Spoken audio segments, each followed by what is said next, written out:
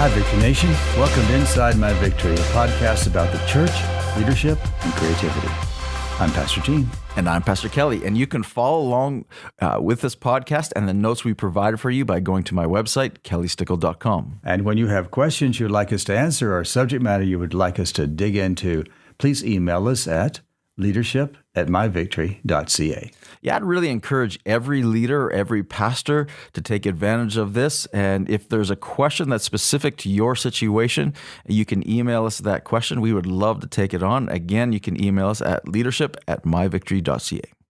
Yes, we would. How are you, Pastor Kelly? I'm doing great. You have to be excited because you're about to release your audio version of your new book. Yes, we're excited. This is the first time we've ever done an audio book. First time I've ever done an audio book, and it is, I think, it's a lot easier to write. To be quite honest, it's a lot of work to record an audio book, but I'm really excited about it because I think it's going to be. There's a lot of people that are using audiobooks, and I think this is great content that's going to translate really well. Absolutely. In an audio form. And so I I'm reread your book last week. I've read it before, but I reread it, and it's really pretty good. And I could almost hear you reading it, even though I'm reading the book. Yeah. It's kind of creepy, Kelly.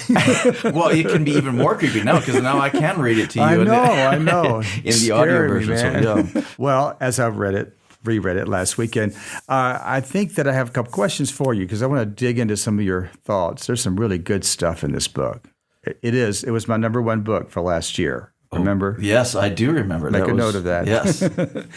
So let's dig into a few things here that I think will be good. Are you ready? I am ready, for sure. All right. In the chapter that you entitled, What You Give Focus To, You Give Power To, you write this statement: Our heart thinking builds a fence line, and God will only farm to that fence line. Mm-hmm.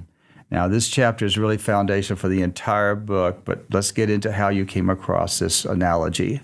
Yeah, I think I came across it from reading a scripture that really troubled me. In Psalm 78, David said this in reference to the Israelites. And he's talking the story of how they left Egypt and came to the Promised Land. He's recounting that in history. And he gets to verse 41, Psalm 78, and he says, they limited the Holy One of Israel. And that word "limited" jumped off at the page at me, and I was really perplexed by that because the idea of human beings having the ability to limit the unlimited, limitless God, yes, really troubled me. And I thought, man, if they were able to limit God, am I able to limit God? Which led me down a whole Bible study, which basically has led to the book is basically saying, is it possible for them to limit God? So I had to go back, take that one scripture and saying, okay, well, how did they limit God? Because if I can learn how they limited God, then I can learn, maybe there's areas in my life where I'm limiting God, or maybe there's things where I can take the limits off a little bit. And so I did a deeper study, came to Numbers 13, of course, which is the study the story where Moses sent out the 12 spies into the Promised Land, and they spent 40 days in there spying out the land, and they came back, and 10, of course, had an ill report, and they said, the land is flowing with milk and honey, just like God promised. However, they said it's fortified. The cities are fortified. Yes. The people are huge. There's giants there, and we don't think we're able to do it. Yeah. And so they, then Joshua and Caleb were the only ones that stood up and said, "No, hey, we are well able." But in the end, Moses and all of the people decided that no, we can't go in. We can't do this. And then Numbers 14, I believe it's verse 28. There's a verse in there that again leaped off the page at me, and I was like, "Oh my goodness!" And that verse says, God is saying to Moses, "Tell the people, I will do to them as I've heard them say." Wow! And I thought, "Oh my goodness, what if God did to me what He heard me say?" Yeah. Right. And so then I was like, okay, there's limitations that we place on our mindsets. Mm-hmm. the Israelites, we can dig through why did they feel like they weren't able to take the promised land. They had just seen God do miracle after miracle after miracle. In the Red Sea, they saw the entire Egyptian army get wiped up. At the Red Sea, they saw manna dropping from heaven. They were led by a pillar of fire and a cloud. They saw all of these miracles happen in the wilderness, and yet they didn't believe and limited God. And they did. And I thought, man, okay, so I have the ability to do the same thing. I limit God too. So by your thinking, you set up fence lines. So you set up fence lines. And then, that's written by David. Then Solomon, David's son, says this in Proverbs 4:23, and he says, above all else, now this is Solomon, the wisest man who's ever lived. So when he says, hey, above all else, in other words, this is the most important thing. Pay attention to this. This is the most important thing. Yeah. He wrote over 3,000 Proverbs, but yet he said this is the most important thing. He says, guard your heart, for out of it flows the issues of life. Yeah. And, we've read that or heard that 100 times, but I dug into that one. He's not talking about guard your organ, your physical organ, your heart. He's, because he says in Proverbs 23:7, as a man thinks in his heart, yes, so he is. Yes. Again, there's something deeper in here. He's not talking about the mind. He's not talking about, our emotions. He's talking about something a little bit deeper. So, most scholars believe that when he's referring to the heart there, he's talking about the subconscious thinking. So he's saying, pay attention to your subconscious thinking because out of it flows the issues of life. Now, when I studied the word issues of life and what that means, the Hebrew original word for that is actually a word that I'm not even going to try to pronounce. It's in the book. But it literally translates as borders on a territory or a fence line. Yeah.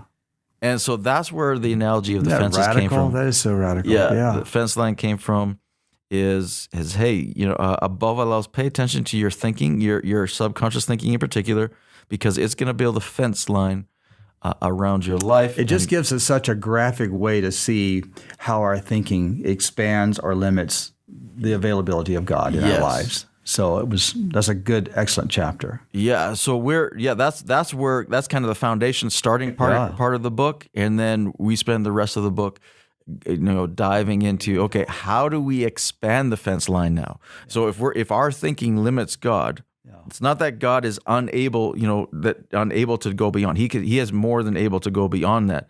But there's a limit that we put on ourselves and God being able to do that. An example of that is in Mark 6, where they put a limit on Jesus because they wouldn't, he couldn't do miracles in his hometown. It wasn't that Jesus's ability had changed. Right. That wasn't it. It was their ability to receive.